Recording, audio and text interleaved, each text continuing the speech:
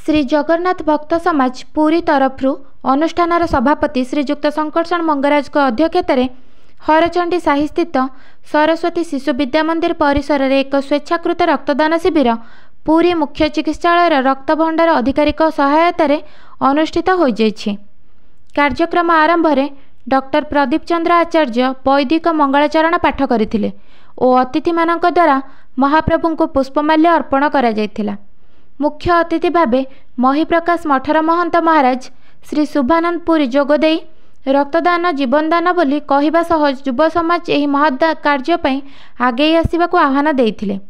श्री जगन्नाथ मंदिर पुरोहित प्रोफेसर पूर्णचंद्र महापात्र, डॉक्टर बलराम दास, शिशु साहित्यर संपादक श्रीजुक्त सुकांत कुमार पंडा, जोगगुरु श्रीजुक्त रमावल्लभ महापात्र, फादर बुलु वीरेंद्र कुजूर, समाजसेवी श्री वीर अनंत पंडा प्रमुख सम्मानित अतिथि भावे जोगदे रक्तदानर आवश्यकता विषय कहिथिले।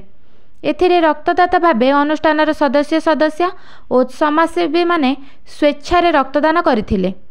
रोटारी क्लब सागर संपादक आरटीएन श्रीजुक्त धबलेश महापात्र रक्तदान कले और सभापति आरटीएन कृष्णचंद्र साहू उपस्थित थिले।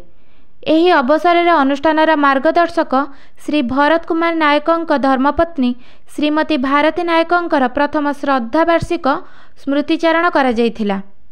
संपादक डॉक्टर शशिकांत रथ कार्यक्रम परिचालना करथिले। कोषाध्यक्ष श्रीजुक्त कार्तिक साहू, आलोक कुमार स्वाई, डॉक्टर स्नेहलता रथ, काजल पाढ़ी, प्रज्ञान होता, वैशाली साहू, सस्मिता साहू, पूर्णिमा माला, प्रियंका मिश्र प्रमुख कार्यक्रम में सहायता करथिले।